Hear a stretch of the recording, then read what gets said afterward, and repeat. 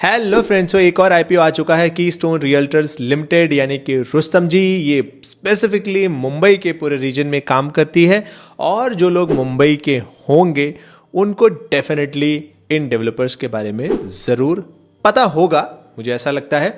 और ये residential, commercial, township तीनों तरह की प्रॉपर्टी को बिल्डअप करते हैं। सो इस वीडियो में हम देखने वाले हैं इनका बिजनेस मॉडल, इनकी बैलेंस शीट यानी कि profit and loss statement, and then valuation इनकी कैसी है, आईपीओ की डिटेल्स क्या क्या हैं, ग्रे मार्केट प्रीमियम क्या क्या है, एंड एट लास्ट मैं अप्लाई करने वाला हूं या नहीं। तो सबसे पहले वेबसाइट पे चलते हैं और देखते हैं कि इनके प्रोजेक्ट्स कैसे दिखते हैं, वेबसाइट कैसे दिखती है। That will give you some confidence. So ये हम आ गए हैं वेबसाइट पे। रुस्तम जी आप देख सकते हो इनके जो मेन प्रोजेक्ट्स हैं ये मुंबई के एरिया में है। प्रभा देवी में इनके प्रोजेक्ट्स, रुस्तम जी पैरामाउंट खार वेस्ट में, एंड देन जुहू में। सो ये हाईली मुंबई में डोमिनेटेड है, आप इनको क्लियरली ये डेटा देख करके कह सकते हो।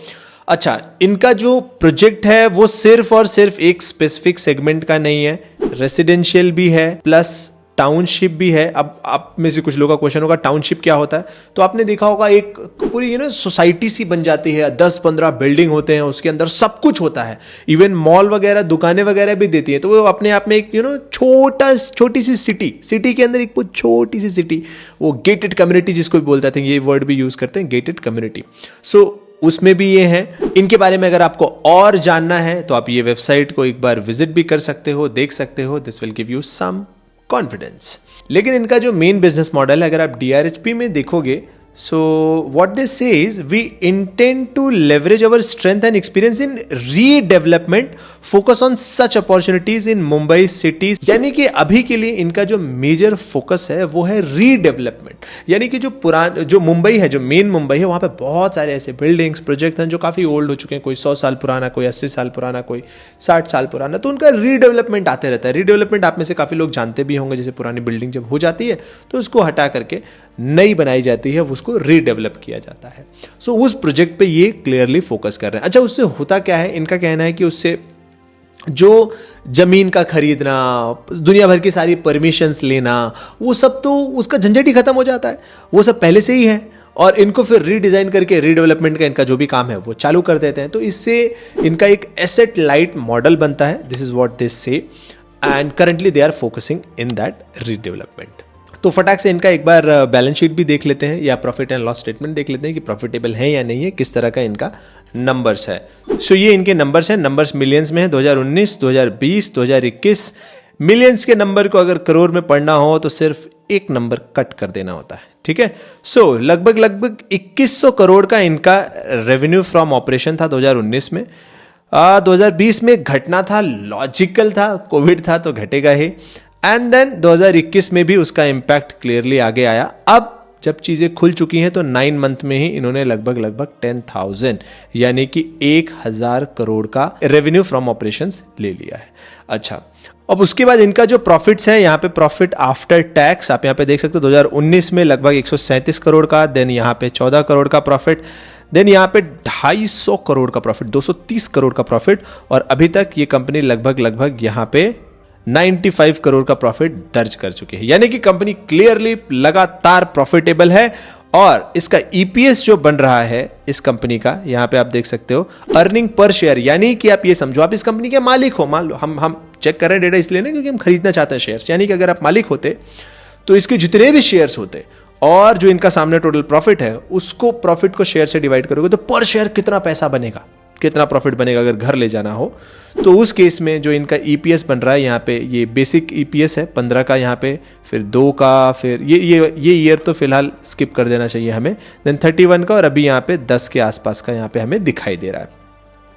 तो 10 का ईपीएस यानी कि जो इनका शेयर प्राइस इन्होंने लगाया है फिलहाल के लिए 540 रुपया लगाया है।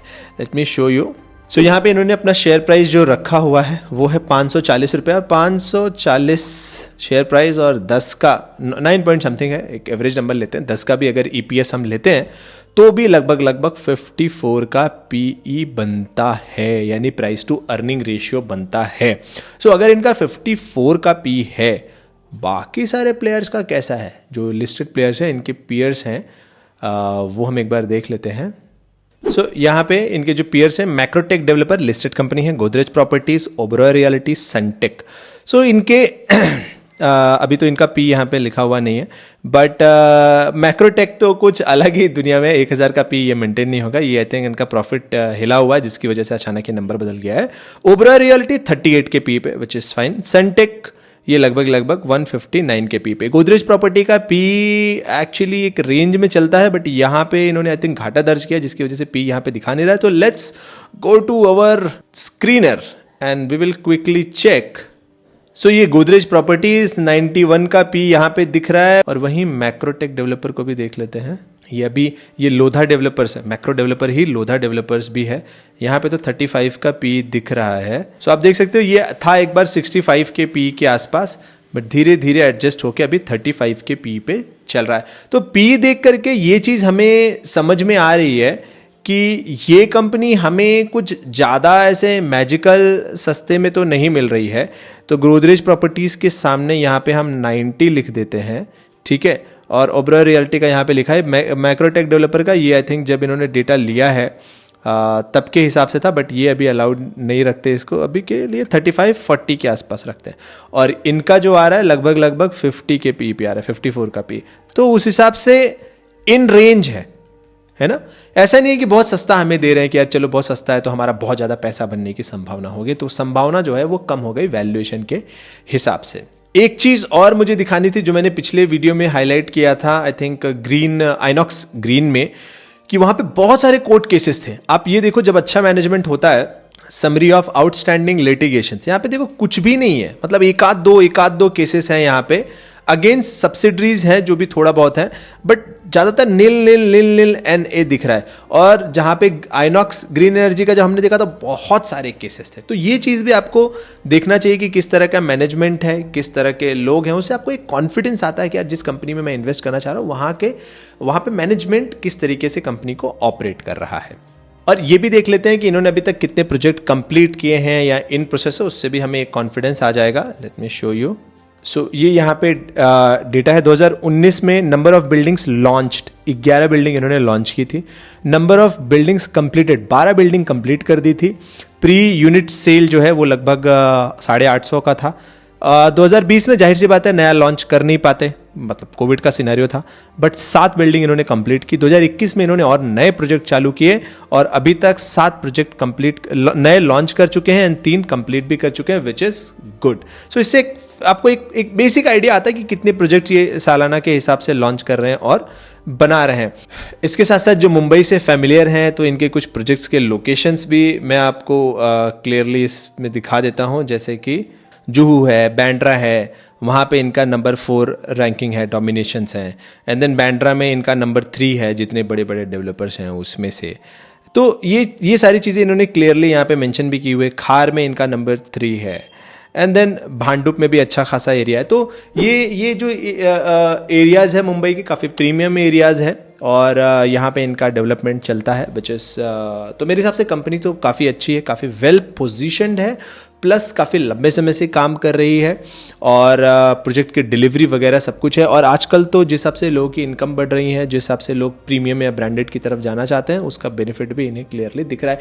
और रही फ्यूचर ग्रोथ की बात, तो I think we all are clear. जितने हमने इतने सारे IPOs में देखे हैं, जिस हिसाब से इंडिया की GDP और जिस हिसाब से इंडिया का आउटलुक आगे बढ़ेगा, जाहिर सी बात है लोगों की इनकम बढ़ेगी, लोगों के पास कैपेसिटी बढ़ेगी और चीज़ें बाय करने की, तो उस हिसाब से इस कंपनी को क्लियरली फ़ायदा होता हुआ दिखेगा। अब क्विकली एक बार IPO डिटेल देख लेते हैं।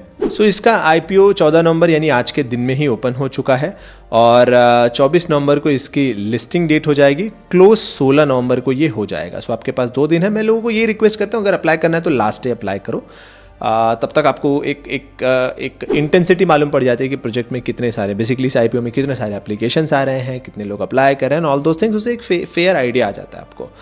और प्राइसिंग जो है वो 514-540 के रेंज में रखी गई है और जो पैसा उठा रहे हैं ये लगभग 650 करोड़ उठा रहे हैं। उसमें से 550 करोड़ कंपनी के पास जाएगा और 75 करोड़ प्रमोटर्स के पास जाएगा, यानी कि सारा का सारा पैसा लगभग कंपनी के पास ही जाने वाला है। और ये कंपनी इस पैसे का क्या करने वाली है, तो ये चीज़ आप यहाँ पे देख सकते हो, बैलेंस शीट में ये भी है। टोटल बोरोइंग्स जो इनकी है लगभग 1450 करोड़ है, और ये अपना रीपेमेंट करने वाले हैं, यानी कि बोरोइंग्स को कम करने वाले हैं। बोरोइंग्स को कम करेंगे तो उससे बहुत हाई चांस है कि इनकी प्रॉफिटेबिलिटी भी बढ़ेगी।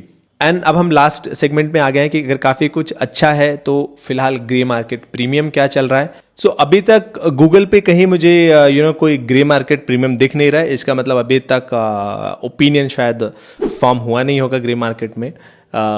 वैसे भी ये कोई ऑफिशियल नंबर तो होता नहीं है जिसके बेस पे हमें 100% एकदम बिलीव कर लेना चाहिए, बट ये हमें सिर्फ एक इंडिकेशन देता है कि फ़िलहाल मार्केट में कितनी डिमांड चल रही है। अब आता है मेरा पॉइंट ऑफ व्यू कि क्या मैं अप्लाई करूँगा। सो मेरा सिंपल व्यू है, जो इन्होंने प्राइसिंग रखी हुई है कोई बहुत अट्रैक्टिव प्राइसिंग नहीं रखी हुई है, और अगर मुझे लॉन्ग टर्म के लिए इन्वेस्ट करना ही है तो मेरे पास ऑलरेडी एक अच्छा ऑप्शन और अवेलेबल है, मैक्रोटेक डेवलपर्स या फिर गोदरेज प्रॉपर्टीज, जो कि दोनों प्रीमियम में ही है। तो शायद मैं उनको प्रेफरेंस पहले दे दूंगा। दे आर ऑलरेडी लिस्टेड, कब से उनका हम परफॉर्मेंस वगैरह भी देख रहे हैं, हर तरह की सिचुएशंस वो ऑलरेडी झेल भी चुके हैं। तो मेरा प्रेफरेंस तो जो ऑलरेडी लिस्टेड प्लेयर हैं उनमें से कोई चूज करने का होगा अगर मुझे लॉन्ग टर्म इन्वेस्ट करना है। और रही शॉर्ट टर्म लिस्टिंग गेन की बात, तो फिलहाल मुझे बहुत ही कम उम्मीद है कि इसमें बहुत ज़्यादा लिस्टिंग गेन मिलेगा, क्योंकि विंडो ही काफ़ी कम है ऐसा मुझे लगता है। बाकी अपन देखते हैं कि आने वाले 2-3 दिनों में किस तरीके से ग्रे मार्केट प्रीमियम का इंटेंसिटी बनती है। उस हिसाब से आप लिस्टिंग गेन के पर्सपेक्टिव से व्यू बना सकते हो। लॉन्ग टर्म के हिसाब से कंपनी में प्रॉब्लम नहीं है। सो इन सारे आईपीओस को स्टडी करने का जो सबसे बड़ा फायदा है ना, वो है कि इनका डीआरएचपी वो पढ़ना चाहिए। उसमें बहुत अच्छा डेटा होता है जो हमें पूरे सेक्टर के बारे में एक पर्सपेक्टिव देता है। तो आप सबसे मैं रिक्वेस्ट करूंगा, मैं लिंक भी डीआरएचपी का नीचे वीडियो के नीचे दे दूंगा, ताकि आप भी उसको पढ़े डीआरएचपी को, अगर मौका मिले तो। उससे आपको पूरे सेक्टर के बारे में एक आइडिया आएगा। और हाँ, एक मज़ेदार बात और है कि निफ्टी 18,000 आ चुका है, और लेकिन फिर भी बहुत सारे लोगों का पोर्टफोलियो रेड है। ऐसा क्यों है, क्या इसके रीजंस है, अभी आपको क्या करना चाहिए, क्या रोटेशन हो रहा है, वो उसका आंसर मैंने इस पर्टिकुलर वीडियो में दिया है, आप उसको देख सकते हो। सो मिलते हैं उस वीडियो में। Thank you so much and जय हिंद।